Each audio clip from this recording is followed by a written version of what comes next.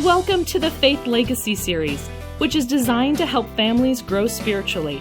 This series helps parents and teens connect around important topics through the preteen and teen years. Moms and daughters, expect something special to happen in your relationship during this retreat. Expect that God is going to give you a deeper understanding and appreciation for each other. You'll have fun together and great conversations. Best of all, you will grow in your understanding of what it means to be a woman of God. Our speaker, Gretchen Jameson, has been working with preteen and teenage girls for many years. And girls, she knows how you think, and she will speak to your heart. Let's listen in as Gretchen speaks to some preteen girls and their moms about what it means to be a woman of God. Be cherished. I remember back in 5th grade, we actually had our first dance. And it really wasn't a dance because we kind of all just went to the gymnasium and sort of all stood around the walls while some music played, and nobody danced at all the entire time. But it was fun. I had a good time. And so it was kind of a big deal. But the biggest deal dance of my teenage years, the first big deal dance, was when I was in the 9th grade. Can anybody guess what dance this would have been? Yeah? Well, not quite the prom. Yeah, the homecoming dance. Oh my goodness, the homecoming dance. Now, because I'd gone to all these, this one dance in the 5th grade, I was really great at dancing, right? No. So my friend Jody, she was a little older. She lived down the street. She came over, and I remember she was going to teach me how to dance. It was kind of sad, but she taught me how to dance, and I had gone off to high school, and I was kind of a romantic girl, I'd read too many of those girl books in the Scholastic Book News, and I really loved romance, and there was this boy, and I really, really, really wanted him to ask me to the homecoming dance. But I was kind of a geeky girl. I had glasses and a retainer, and I was shy. I was really shy, actually. And so I really wanted him to ask me, and I worked really hard at being his friend and, kind of trying to be nice to him. And, I did such a good job at that he actually had me help him ask the girl that he asked to the homecoming because I was such a good friend. That was great. So I got to go with my group of friends, destined to be the wallflower that I was always sure that I would be. Do you girls know what a wallflower is? Yeah, a wallflower. That's remember how I said everybody stood around the walls of the gym and didn't dance? That's a wallflower, only when everybody else is dancing and you're still standing against the wall. So I was ready. I'll go to the homecoming dance with my friends, and I'll be a wallflower. So what? It'll be fun. Well, before the dance, my dad asked me if before he dropped me off at the school with my friends, if he could take me out to dinner. So I said, okay, Dad. My dad's pretty cool. You'll hear a lot about my dad in these next few sessions together. So I said, sure, Dad. So I got all dressed up and got ready to go to the dance. And I think we have a terrifying photo of that somewhere.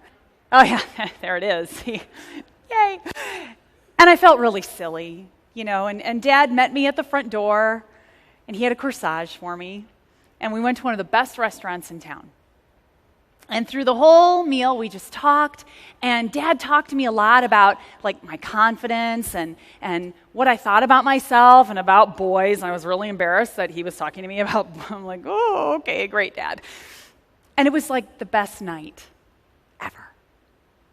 And a few years later, when I was a senior in high school, and I was at the prom, with the boy who I wanted to ask me as a freshman. Yeah, it all worked out. And I was at the prom. I had a chance to dance with one of the chaperones who was at the prom, who was my dad. Because here's what I learned from my dad. What I learned from my dad is what it means to be cherished. To be cherished. We're here, and moms, I'm going to call you girls this weekend too, okay? We girls are here these next few sessions together to talk about being daughters of the King, about being God's girls. And we're going to learn that in God's design for us, He wants us to know a couple of things. He wants us to be cherished, He wants us to be pure, and He wants us to be faithful to the end. And tonight we're going to talk about being cherished. And I had learned from my dad what it meant to be cherished. Now, girls are really wired to want to be cherished. And we're going to talk about that word, because how many of you girls know what the word cherished means? Cherished? How many of you are like, well, I've heard it before, but I'm not really sure what that word means? Okay, we're going to learn it. It's a cool word. It's a great word. Okay? To be cherished is a little bit different than just being loved. You see, when we're cherished, we're sort of cultivated and nurtured and taken care of. It's kind of like, remember in kindergarten when we planted those plants in the little styrofoam cups and we had to figure out how to not kill them, right? And make them grow?